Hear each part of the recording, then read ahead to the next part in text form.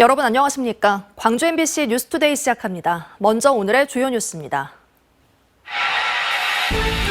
그동안 따로 의대 유치전을 벌이던 목포대와 순천대가 전라남도와 함께 국립의과대 설립에 공동 협력하기로 합의했습니다. 어등산 개발 사업의 법적 다툼이 끝난 데 이어 투자비 회수 소송도 다음 주 마무리될 것으로 보입니다. 본격적인 개발로 이어질지 기대를 모으고 있습니다. 노인 복지 서비스를 제공한 것처럼 허위로 꾸며 수억 원의 장기 요양급여를 가로챈 노인복지센터 직원들이 무더기로 경찰에 붙잡혔습니다. 광주 법인택시 선진화 사업 과정에서 불거진 비위와 관련해 시민단체 참여자치 21이 택시조합 이사장 등에 대해 법적 대응에 나선 데 이어 보조금 환수 의지가 없다며 광주시를 성토했습니다. 전국 광역 지자체 가운데 유일하게 전남에만 의대가 없는데요. 의대 신설은 오랜 수건 사업이지만 전남 동부권과 서부권이 제각각 유치 경쟁을 펼치면서 한 목소리를 내기가 힘들었습니다. 그동안 따로 의대 유치전을 벌이던 목포대와 순천대가 전라남도와 함께 국립의과대 설립에 공동 협력하기로 합의했습니다. 보도에 안준호 기자입니다. 22개 시군의 82%가 소멸 위험 지역에 속할 정도로 인구 감소가 빠르게 진행되고 있는 전남. 전국에서 유일하게 의과대학이 없는 지역으로 열악한 의료 환경은 소멸을 가속화하는 원인이 되고 있습니다. 최근 정부가 의대 정원을 확대하겠다는 입장을 밝히며 대한의사협회와의 의료 현안 협의체를 앞둔 상황. 의대 정원 확대 논의에 의대 신설이 빠지면서 전남권 의대 설립 유치에 나섰던 전라남도와 지역대학 모두 다급해졌습니다. 그동안 따로 의대 유치 운동을 벌여온 목포대와 순천대가 전라남도와 한자리에 모여 전남의 국립의과대를 설립하는 데 공동 협력하자는 3자 선언문을 채택했습니다. 목포대와 순천대는 의료 여건 개선과 지역 소멸 위기 극복을 위해서는 전남의 국립의과대를 우선 유치하는 것이 먼저라는데 의견을 함께했습니다. 의과대학 어떤 정원을 확대하는 그런 쪽으로 좀 방향의 어떤 중심점이 있지 않나. 그래서 거의 신설 내용은 좀 포함되지 않고 논의가 된 것 같아서. 또 의대 설립을 위한 양 대학 간 상호 협력 강화, 의대 정원 확대 논의에 의대 신설을 반드시 포함하도록 촉구하는 내용 등을 담았습니다. 약간의 경쟁 관계에 있었던 목포대와 순천대가 합심해서 우리 그 지역 주민들의 여망인 의과대학 설치에 적극 협력하기로 했다는 점에서 국립의대 유치를 위한 양 대학 간 협력 방안은 아직 구체화되지 않은 상태. 전라남도는 양 대학 협력으로 첫 발을 내딛은 만큼 전남 의대 신설을 위한 공동 전략을 함께 모색하겠다고 밝혔습니다. MBC 뉴스 안준호입니다. 일제 강제동원 시민 모임이 시민단체를 이익집단으로 몰아가는 국민의힘을 규탄했습니다. 시민 모임은 현재 강제동원 생존 피해자들은 정부로부터 1년에 고작 80만 원의 의료지원금을 지급받는 게 전부라며 피해자 지원에 힘쓰고 있는 시민단체를 트집 잡는 것은 적반하장이라고 비판했습니다. 그러면서 시민단체가 나서서 피해자 지원 조례를 만들고 있는 동안 정부와 국민의힘은 무엇을 했는지 물었습니다. 오늘 종일 흐린 날씨가 예상됩니다. 하늘 모습 보시면 구름 아주 가득 끼어있는 상태고요. 뚜렷한 비 소식은 없습니다만 남해안 지역을 중심으로는 약한 빗방울이 떨어질 수 있겠습니다. 날은 흐리겠지만 기온은 높게 올라서 덥겠습니다. 한낮 기온 29도 안팎으로 예상됩니다. 날씨 정보였습니다. 군부대 포사격장이었던 어등산 일대를 관광단지로 개발하는 사업은 18년째 속도를 내지 못했는데요. 지난해 사업권 법적 다툼이 종료된 데 이어 투자비 회수 소송도 다음 주면 마무리될 것으로 보입니다. 사법 리스크에 갇혀있던 어등산 관광단지 개발 사업의 빗장이 풀리는 셈입니다. 주현정 기자가 보도합니다. 2005년 개발계획 확정 이후 표류만 해오던 어등산 관광단지 사업이 지지부진 꼬리표를 뗄 것으로 보입니다. 지난해 우선협상 대상자 지위소송에서 패소한 사업자가 판결을 인정하면서 사업권을 둘러싼 지난한 법적 공방이 마침표를 찍은 데 이어 투자비 반환 소송도 늦어도 다음 주 정리될 예정입니다. 사업 시행사인 광주도시공사는 어등산 리조트 측에 유원지 부지 매입비 229억 원을 지급하라는 법원의 판단을 받아들일지 아니면 법적 다툼을 이어갈지를 검토하고 있는데 항소해서도 패소할 경우 하루 30억 원에 가까운 지급이자 부담 탓에 판결 수용 결정을 내릴 것으로 보입니다. 부지 매입비 소송까지 정리되면 어등산 개발 사업의 법적 빗장은 모두 풀리는 셈입니다. 이곳은 어등산 관광단지 개발 예정지입니다. 이르면 올해 안으로 새 사업자가 선정될 것으로 보입니다. 광주시는 지난해 12월 신세계 프로퍼티가 제출한 어등산 개발계획서가 적절한지를 살펴보는 용역이 마무리되는 7월 이후 제3자 공모를 통해 사업자를 확정합니다.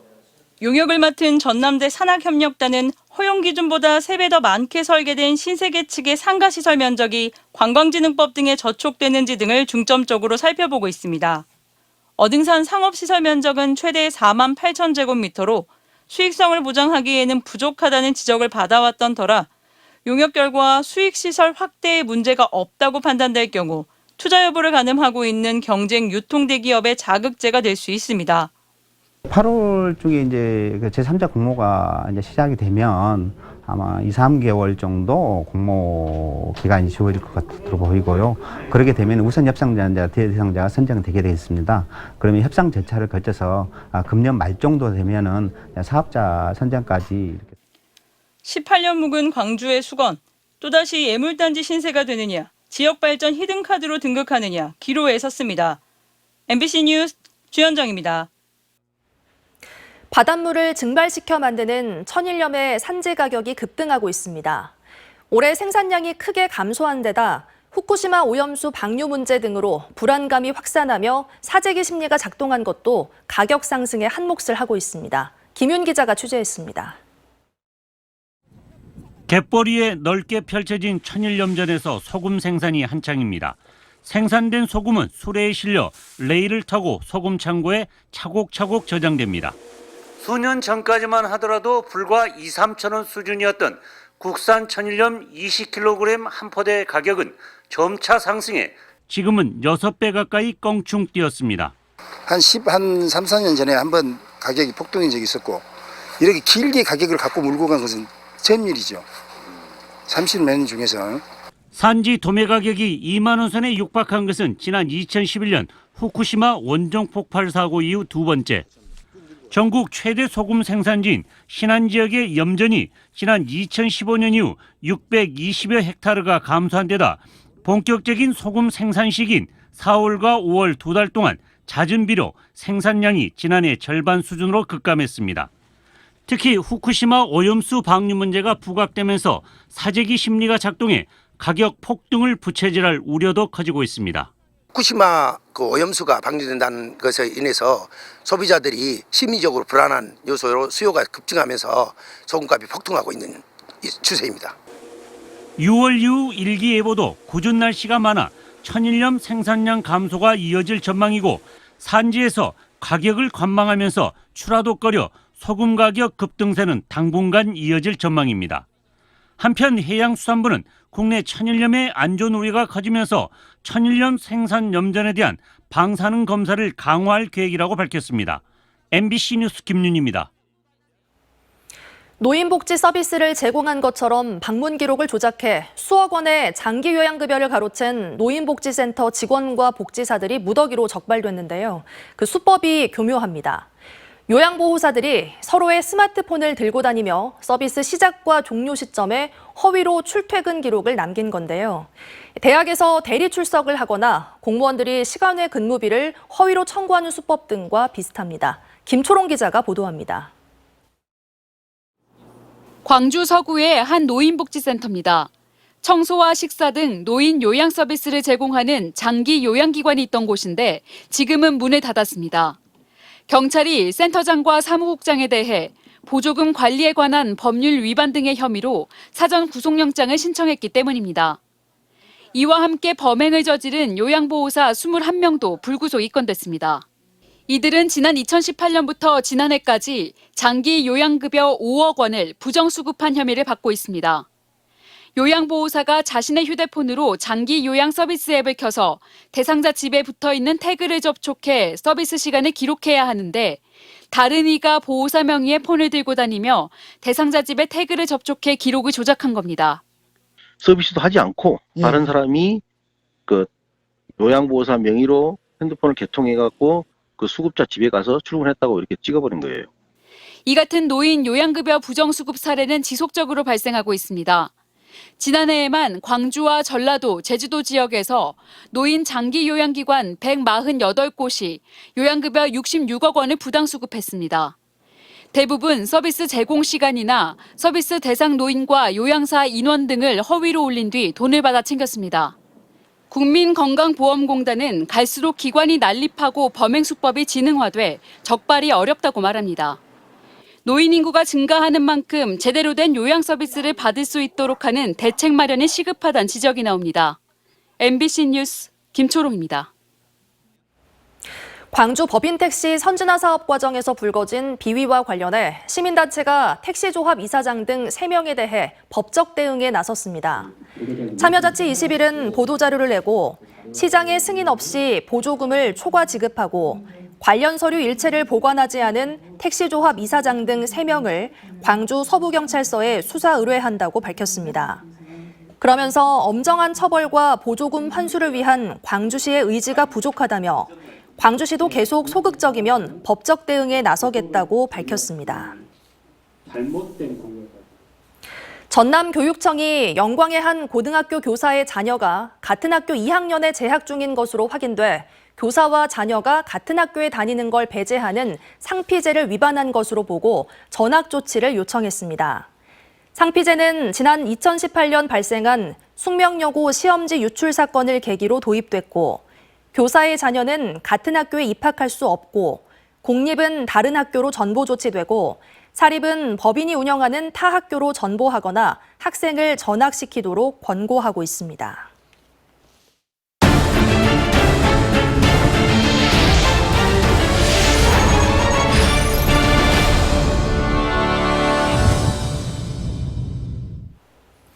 오는 9월부터 2달 동안 목포와 진도 일원에서 열리는 전남 국제 수목 비엔날레 준비가 본격적으로 진행되고 있습니다. 홍보대사에는 가수 송가인 씨가 위촉됐습니다. 김진선 기자의 보도입니다. 먹의 짙고 엷음을 이용해 그리는 그림을 뜻하는 수묵. 화려함과 복잡함 대신 희고 검은 빛만으로 휴식을 안겨주며 세계적으로 주목받고 있습니다. 올해로 3회째를 맞는 2023 전남 국제 수묵 비엔날레가 석 달 앞으로 다가왔습니다. 홍보대사로는 높은 인지도는 물론 전통 수묵의 이미지와도 잘 어울리는 인기 가수 송가인 씨가 위촉됐습니다. 올해는 또 수묵 비엔날레 홍보대사로서 우리 전통 수묵 비엔날레 수묵을 널리 알리고 이 수묵의 재미와 감동을 널리 알릴 수 있도록 가인이 열심히 홍보에 들어가겠습니다.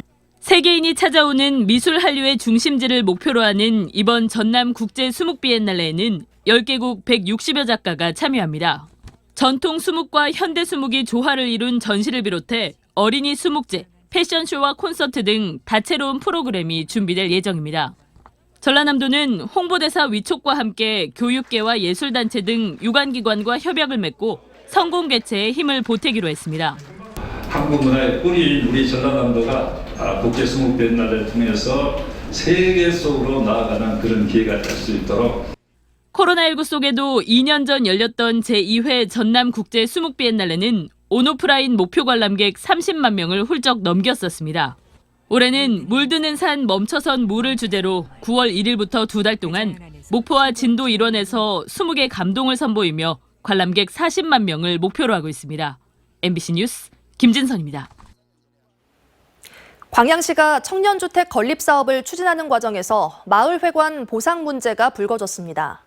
마을회관을 지을 때 공사비 일부를 마을에서 부담했고 임대 수익까지 발생했던 탓에 주민들과 광양시가 합의점을 찾지 못하고 있습니다. 문영철 기자가 보도합니다. 지어진 지 20여 년이 지난 광양의 한 2층짜리 마을회관입니다. 광양시가 추진하는 청년주택 건립 사업 부지에 마을회관 땅이 포함되면서 향후 건물은 철거될 예정입니다. 그런데 이 건물에 대한 보상 여부를 두고 광양시와 주민들 간의 갈등이 불거졌습니다. 이유는 마을회관 건립 비용과 사용권 때문입니다. 20여 년 전 마을 주민들과 광양시가 부지의 소유권을 두고 소송을 벌일 당시 법원은 건물과 토지의 등기를 광양시 명의로 하되 회관 1층 공사비는 마을에서 2층 공사비는 광양시에서 부담하도록 했습니다. 그러면서 광양시가 주민들에게 회관 사용권을 보장하라고 판시했습니다.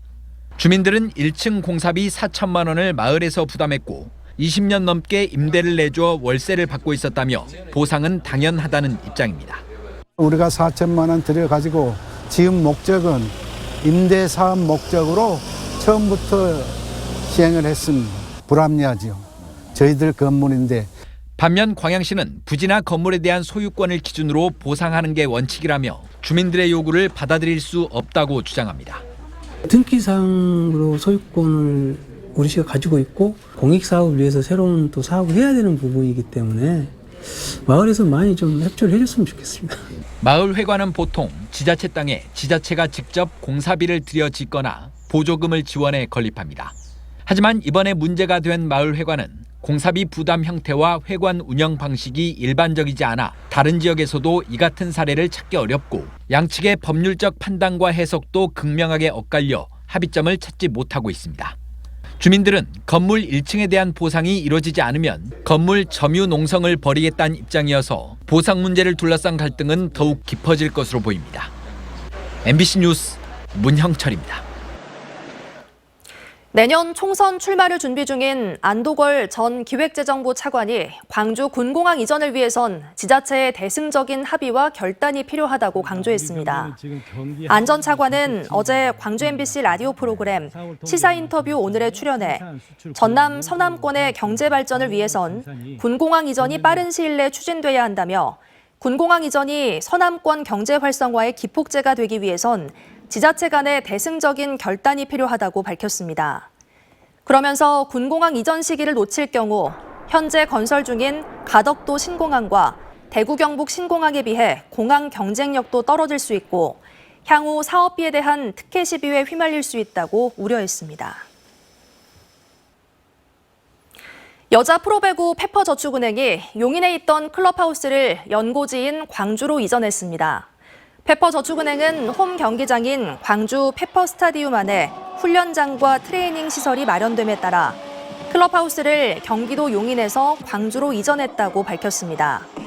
지난 2021년 창단한 페퍼저축은행은 그동안 연고지가 아닌 용인의 시설을 대여해 사용해왔는데 클럽하우스 이전에 따라 이동거리가 크게 줄어들어 경기력을 높일 수 있게 됐습니다. 전라남도는 본격적인 영농철을 맞아 일손 부족을 해소하고 여성 농업인의 가사 부담을 줄이기 위해 도내 2,000개 마을에서 농번기 마을 공동급식 지원 사업을 진행합니다. 마을 공동급식은 마을 주민 가운데 조리 담당자가 조리원 역할을 맡아 공동 점심 식사를 준비하고 주민들은 영농 활동을 하면서 식사 때 함께 모여 식사하는 형태로 운영되는 현장 밀착형 지원 사업입니다. 전라남도가 일본산 등 수입 수산물의 원산지 표시 특별점검 중간 확인 결과 위반 사례는 없는 것으로 확인됐습니다. 이번 점검은 전라남도가 후쿠시마 원전 오염수 해양 방류를 앞두고 목포시와 합동으로 수산물을 주로 취급하는 전통시장 내 300여 개 업체를 대상으로 실시됐습니다. 전라남도는 오는 30일까지 일본산 등 수입 수산물 원산지 표시 특별점검을 진행할 예정입니다. 오늘 날씨는 종일 흐리겠습니다. 하늘 모습 보시면 구름 많이 지나고 있는 모습 확인할 수 있고요. 뚜렷한 비 소식은 없습니다만 남해안 지역을 중심으로는 오전 중에 약한 빗방울이 떨어질 수 있겠습니다. 날은 흐리지만 내륙을 중심으로 기온은 높게 올라서 낮 동안 더위가 이어지겠습니다. 아침 기온 18도 안팎, 한낮 기온 29도 안팎으로 아침 기온과 낮 기온 모두 어제와 비슷한 가운데 매우 더운 날씨 이어지겠습니다. 대부분 내륙을 중심으로 기온이 높게 오르겠습니다. 담양의 한낮 기온도 29도 안팎까지 오르겠습니다. 목포의 낮 기온은 26도로 예상되고요. 완도의 낮 기온 25도 안팎 보이겠습니다. 구름 많이 지나고 있는 가운데 여수의 한낮 기온은 24도로 예상됩니다. 바다의 물결은 최고 1m에서 1.5m로 비교적 잔잔하게 일겠습니다. 내일 오전 중에는 광주와 전남에 약한 비가 지나겠고요. 한낮 기온 30도 안팎으로 날은 더 더워지겠습니다. 날씨 정보였습니다. 뉴스 마칩니다. 시청해주신 여러분 고맙습니다. 언제 어디서나 내 손 안의 뉴스. 광주 MBC 뉴스 유튜브 구독으로 함께하세요.